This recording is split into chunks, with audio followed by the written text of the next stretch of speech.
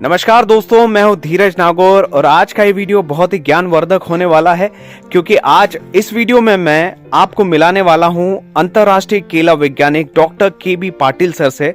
और इस वीडियो में हम चर्चा करेंगे केला खेती के बारे में। जो भी समस्याएं किसानों को आती हैं उनका क्या निवारण है और उन समस्याओं को कैसे दूर किया जाए। तो अंत तक बने रहिए इस वीडियो में। धन्यवाद।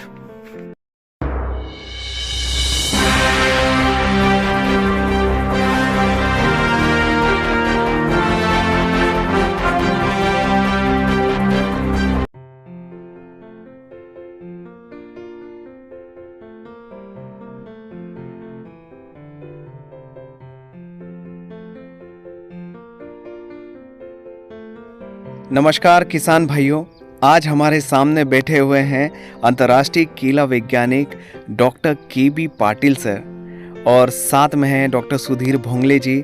और यहाँ पर हमारे सभी किसान भाई, गौरव भाई, संतोष भाई, अरविंद भाई और ये हमारे ऋतिक भाई।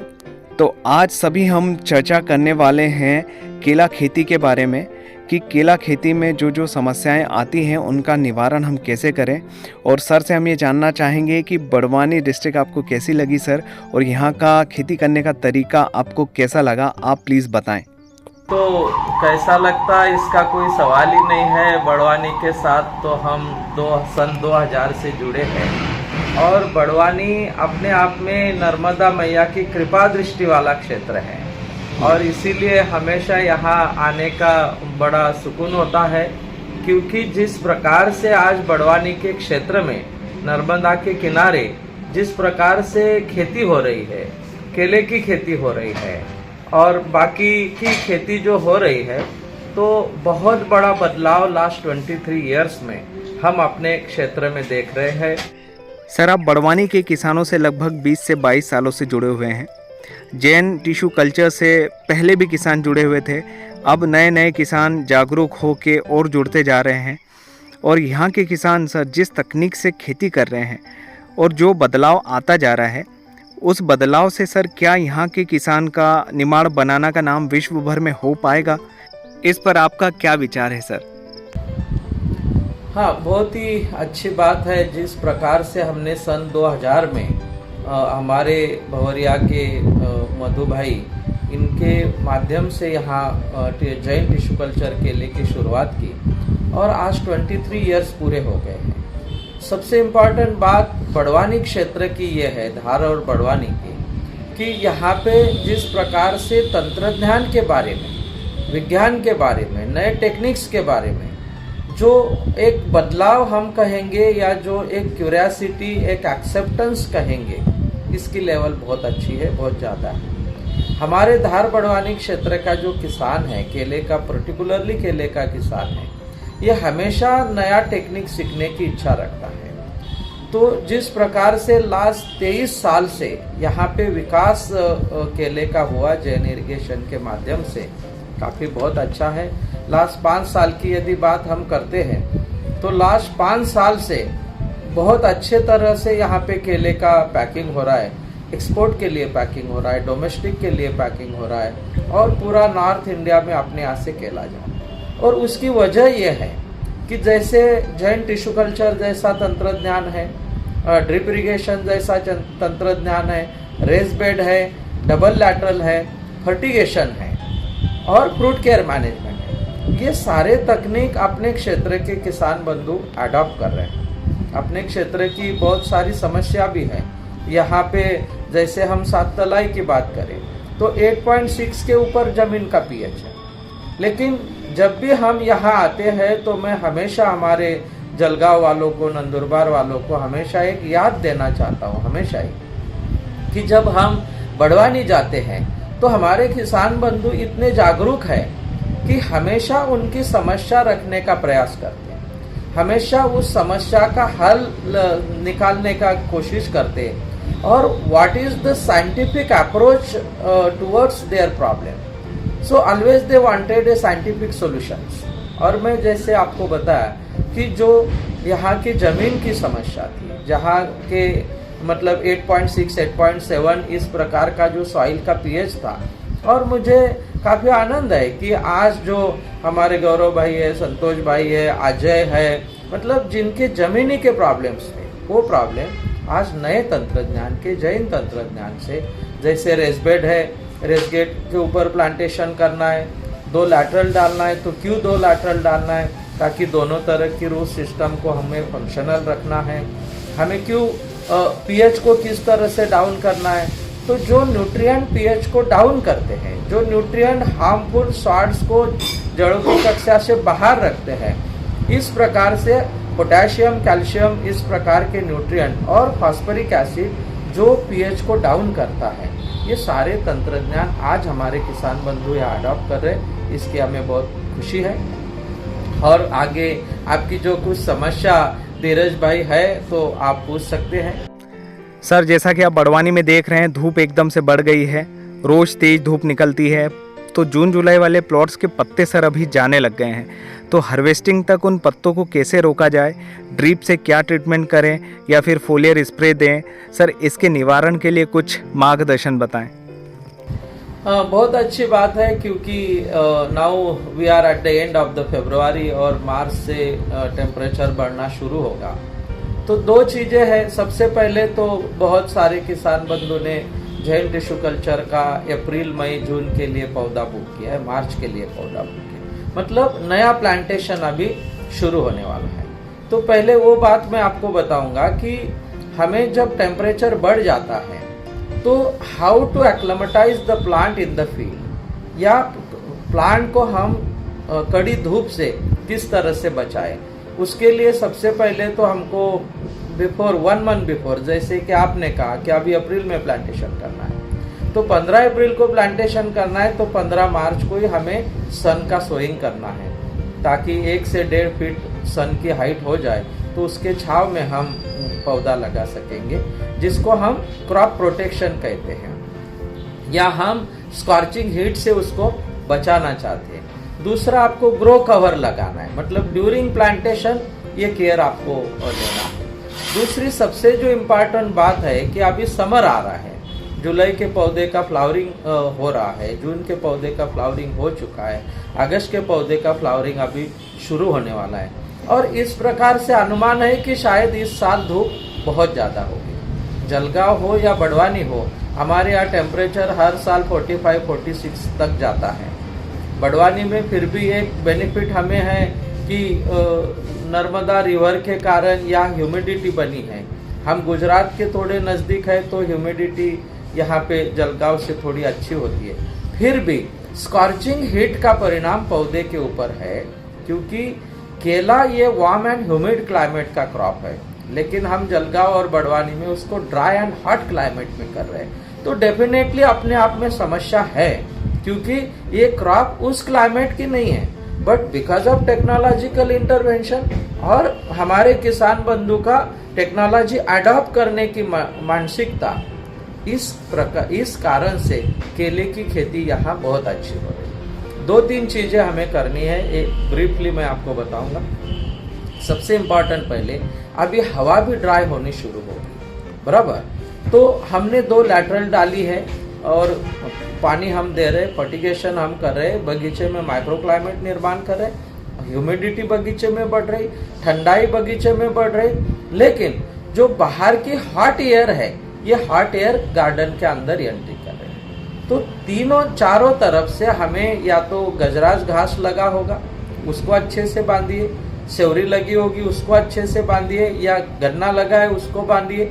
ये कुछ भी हमने प्रोटेक्शन नहीं किया है विंड ब्रेक्स का, तो हमें चारों तरफ से शेड नेट लगानी है, ताकि हम हॉट वेव्स को अंदर जाने से रोक सकते हैं और अंदर में हम माइक्रो क्लाइमेट मेंटेन रख सकते हैं। ये पहला काम है। दूसरा काम हमें ये करना है कि जैसे टेम्परेचर बढ़ता है तो डेफिनेटली पौधा वीक होता है, और टेम्परेचर से झगड़ने के लिए हमने क्या करना चाहिए, तो 2 चीज़ों की जरूरत है। We have to maintain a sufficient moisture level. पौधे में हमको जैसे जैसे इवापोट्रांसपिरेशन बढ़ रहा है, अकॉर्डिंग टू इवापोट्रांसपिरेशन पर प्लांट हमारी रिक्वायरमेंट पानी की बढ़ रही है। जैसे इवापोट्रांसपिरेशन बढ़ेगा तो हमें पानी भी बढ़ाना है, 30 लीटर 32 लीटर हो सकता है मई के महीने में हमें 35 लीटर भी पानी देने की ज़रूरत पड़े।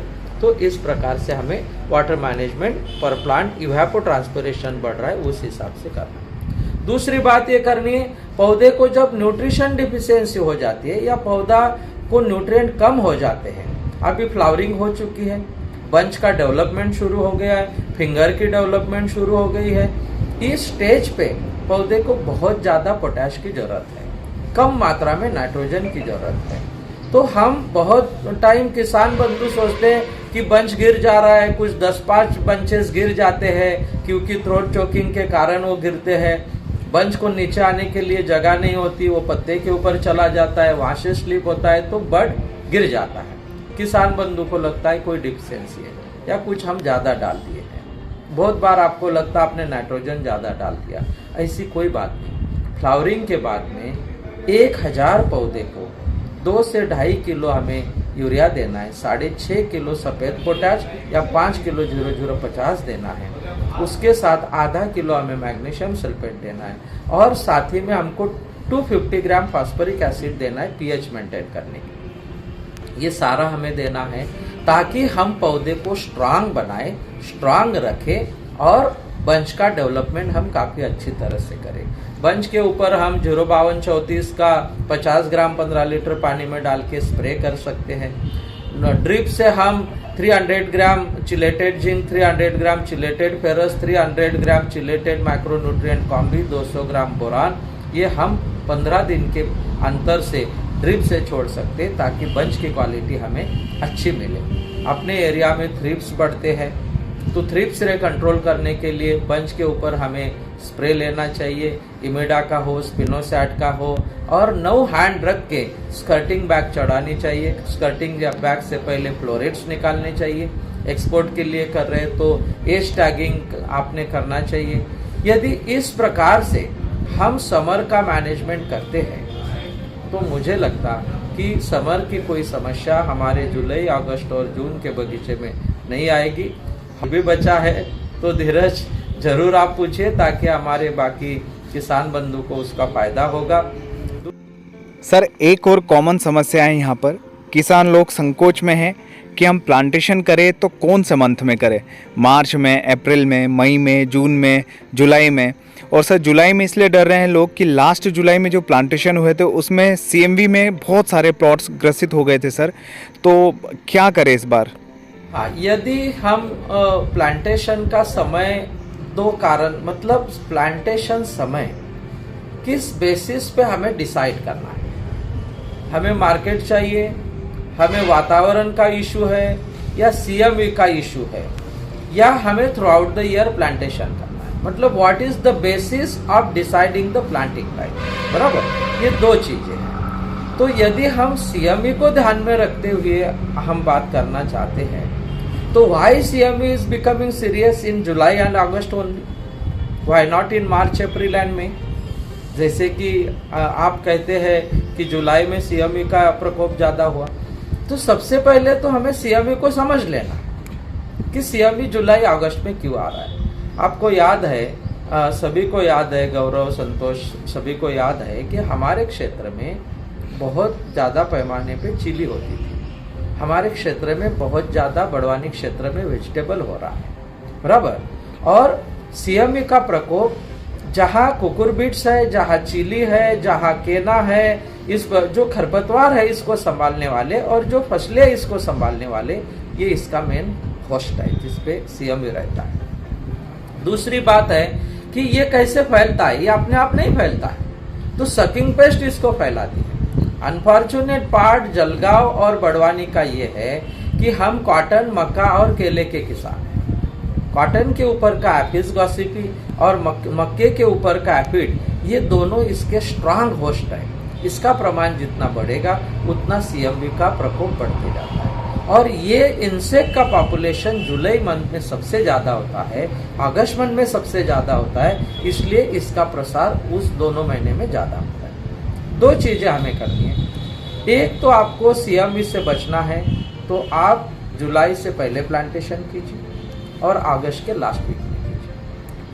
जब हम मार्केट की बात करते हैं या जिस प्रकार से फरवरी, मार्च, अप्रैल ये तीनों महीने में एक्सपोर्ट की भी डिमांड है, डोमेस्टिक की भी डिमांड है, उस हिसाब से आपने मार्च से शुरू करके, क्योंकि जनवरी में इस साल भी आंध्रा में प्लांटेशन कम है, तो इसके कारण मार्च से प्लांटेशन हमको शुरू करना है ताकि ये जो जनवरी फरवरी का मार्केट है ये भी हमें मिले।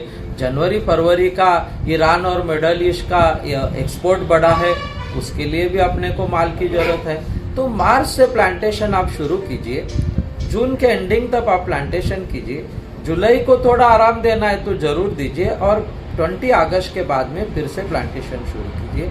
लेकिन यदि प्लांटेशन के बाद में हम तुरंत इंसेक्टिसाइड का स्प्रे शुरू करते हैं और जब एक हफ्ते का स्प्रे, जब पहला सीएमवी का पौधा दिखता है तो हर 6 दिन को हमें स्प्रे करना है। स्प्रे करने में और प्रॉब्लम है, आपने ग्रोथ प्रमोटर मार दिया, माइक्रोन्यूट्रिएंट मार दिया, न्यूट्रिएंट मार दिया, तो क्या सीएमवी का इंसेक्ट कंट्रोल होगा?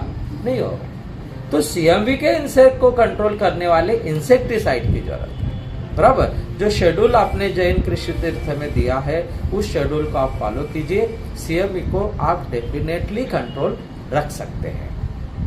और कुछ आप बताइए सर। अब हमारे किसान गौरव भाई भैया, आप लोगों को कुछ सर से पूछना हो, कुछ अपने खेत में समस्या आ रही हो तो आप पूछ सकते हैं। सर मेरा एक छोटा सा सवाल है कि यहाँ जो ब्लैक कॉटन सॉइल में किसान लोग केला लगाते हैं, तो कुछ ऐसा क्रॉप रोटेशन बताए सर कि ताकि ज़मीन का नमक बाहर कैसे होगा, सॉल्ट बाहर कैसे कर पाएंगे और हम लोग लंबे समय तक केले की खेती अच्छे कैसे कर सकते हैं, इसके लिए कुछ आपका सुझाव। बहुत ही अच्छा सवाल है और मेरे हिसाब से ये ब्लैक कॉटन सॉइल की और सारे ही बनाना ग्रोवर की ये समस्या है। हमें इस विषय के ऊपर जो क्रॉप रोटेशन की बात आपने रखी है, इसके ऊपर बनाना ग्रोवर को बहुत सीरियस होना जरूरी है। 2 कारण ये है कि हमें जो फसलें हम ले रहे हैं या ये फसलें हमारे लिए इकोनॉमिकली इम्पोर्टेंट है या बनाना हमारे लिए इकोनॉमिकली इम्पोर्टेंट। हम बनाना को शाश्वत और सस्टेनेबल रखना चाहते हैं लॉन्ग टर्म के लिए, या हम दूसरे फसल के ऊपर स्विच होना चाहते हैं, ये महत्व का मुद्दा है। और इस ब्लैक कॉटन सॉइल में जो स्टिकी सॉइल है, ब्लैक कॉटन है, 8.5 के ऊपर पीएच है, इसको मेंटेन रखना बहुत जरूरी है और इसके लिए क्रॉप रोटेशन इम्पोर्टेंट मुद्दा है। बनाना में क्रॉप रोटेशन करते समय हमेशा जो क्रॉप रोटेशन की फसल है वो बनाना को तकलीफ ना करे और बनाना के बीमारी को ना फैलाए, ये ध्यान में रखें। तो 2-3 चीजें मैं ब्रीफ में आपको बताऊंगा कि एक तो हमें कॉटन और मक्के को कम करना है। फिर मक्का हम रबी में कर रहे हैं, तो फिर मक्के के लिए हमें सॉल्यूशन क्या है? तो मक्के के लिए सॉल्यूशन है जैन इरिगेशन का व्हाइट पैच, सफेद पैच, जिसकी कॉन्ट्रैक्ट फार्मिंग अपन बड़े पैमाने पे कर रहे हैं, जिसका 7 रुपए का बेसिक गारंटेड प्राइस है और मार्केट जितना बढ़ेगा उसकी बढ़ी हुई प्राइस किसान को मिल सकती है, ताकि किसान को एक प्रोटेक्शन है, प्राइस प्रोटेक्शन। पहली बात, हमें क्यों क्या प्याज करना है? जैन इरिगेशन प्रोसेसिंग करते इसीलिए प्याज का रोटेशन करना है, तो ये उसका मेन कारण ये नहीं। दूसरा कारण ये है कि प्याज ये सॉल्ट लविंग है, ये जमीन से सोडियम को एब्सॉर्ब करता है और इसलिए इसका शैलो रूट होता है, तो प्याज लगाने से जमीन की धूप या जमीन की फर्टिलिटी कम नहीं होती है, बल्कि बायोमास ऐड होता है तो फर्टिलिटी मेंटेन होती है। इसके लिए हमें प्याज की खेती करनी है। दूसरी फसल में आपको बताऊंगा वो जरूर हमें करना है कि बनाना के साथ हमको पपीता का क्रॉप रोटेशन करना है। ब्लैक कॉटन सॉइल में आप रटूनिंग लेना बंद कर दीजिए, क्योंकि रटून में यील्ड डाउन हो रहा, क्वालिटी डाउन हो रही, तो सेकंड फसल हमें लेना नहीं चाहिए।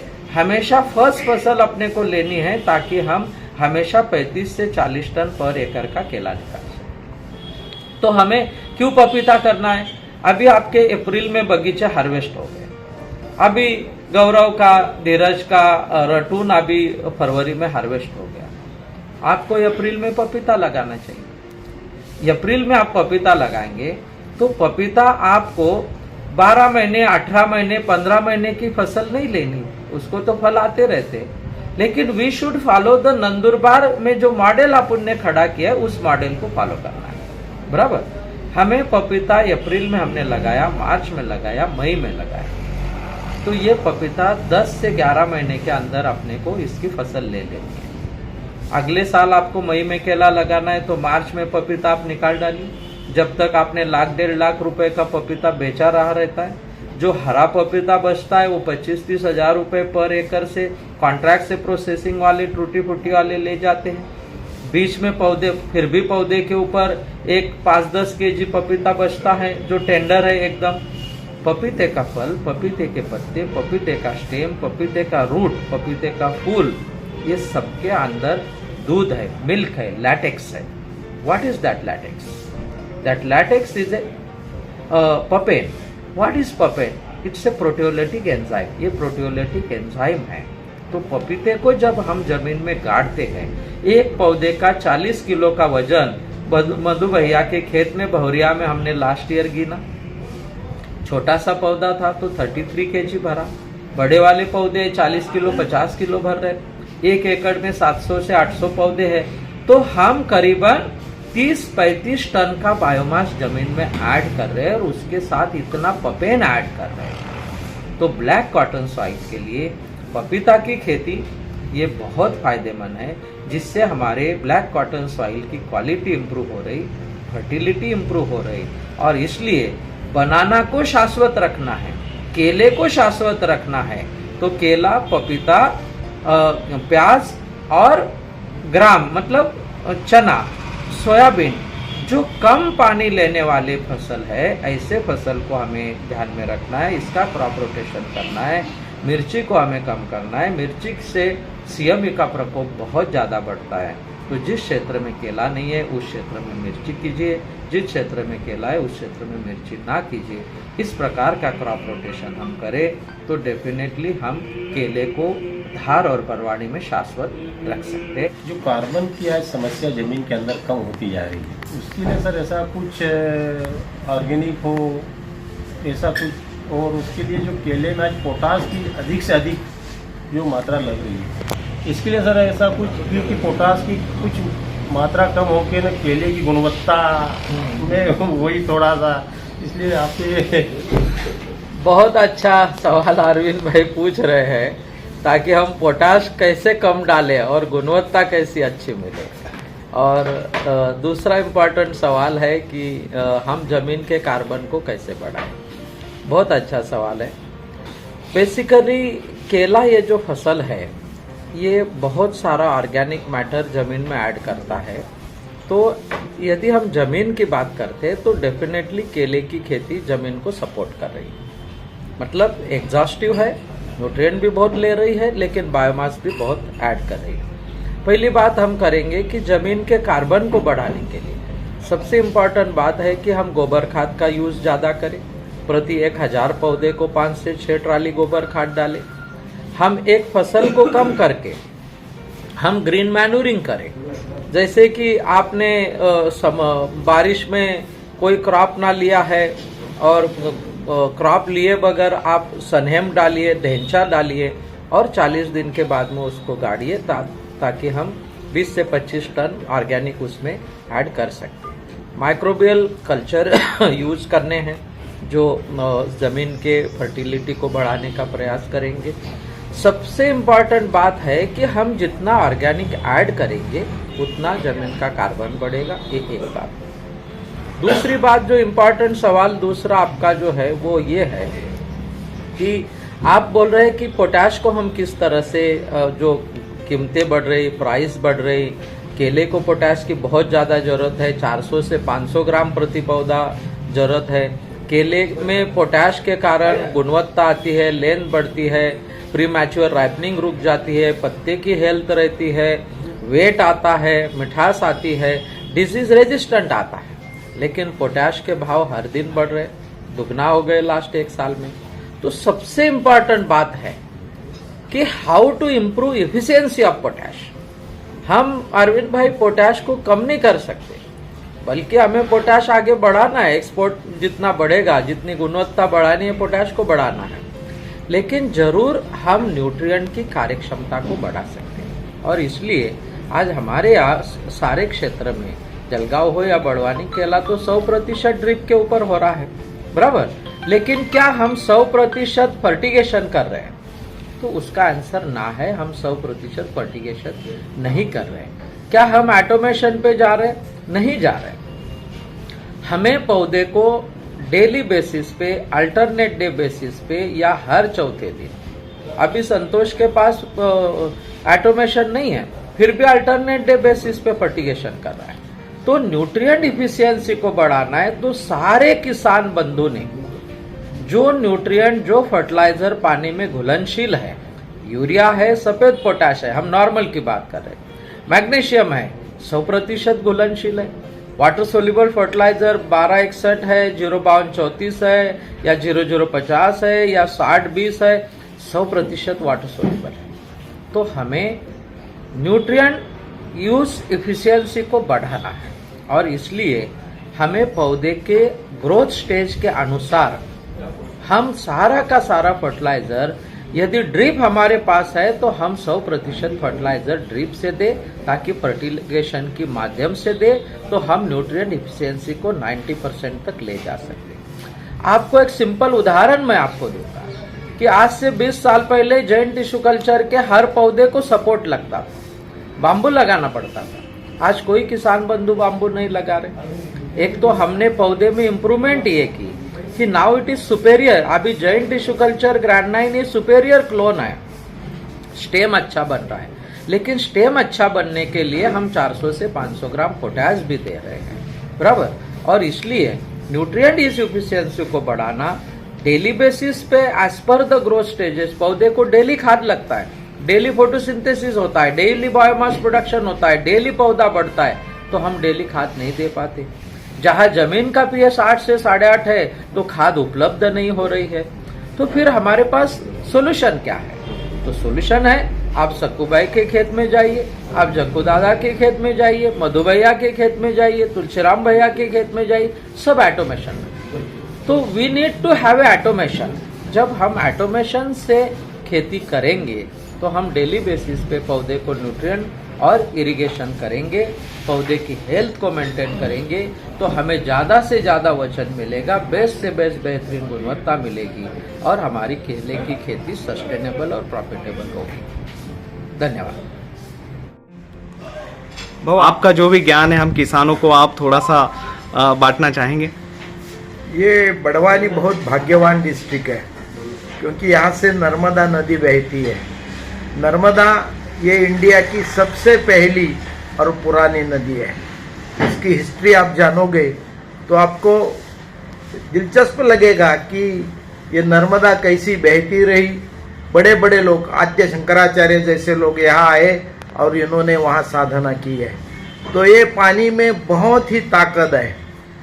लास्ट 40 इयर्स पहले 1980 में मैं जब धार गया था तो मैंने धार में जो सब्जी देखी थी, उसका जो कलर देखा था, वो आज तक मैंने बहुत वर्ल्ड में सब्जी देखी है, लेकिन ऐसा कलर मैंने कभी नहीं देखा, कहाँ भी नहीं दिखाई दिया।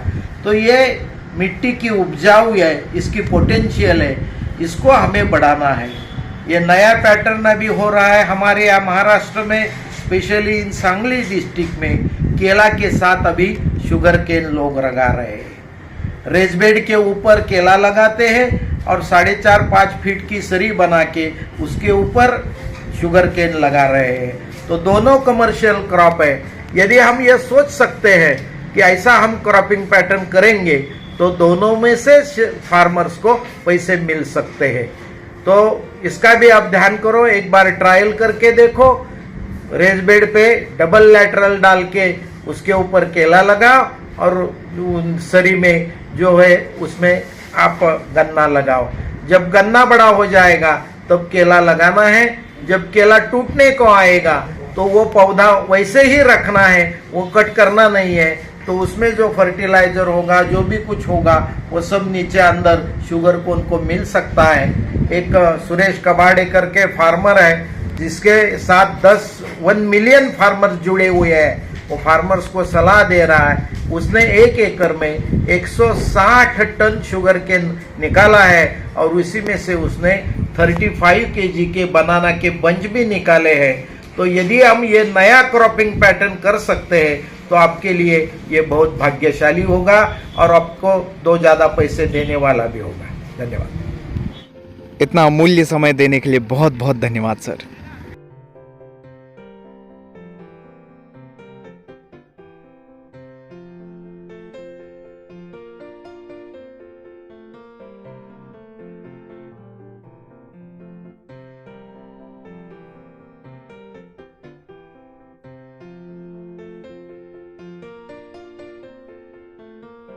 तो ये कुछ चर्चा थी डॉक्टर केबी पाटिल सर से। और आप ऐसे ही वीडियो मेरे YouTube चैनल धीरज नागौर नागौर एग्रीकल्चर पर जाकर देख सकते हैं। मेरे चैनल को लाइक और सब्सक्राइब कीजिए ताकि बेहतर से बेहतर वीडियो, ज्ञानवर्धक वीडियो मैं बनाकर आप तक भेज सकूं।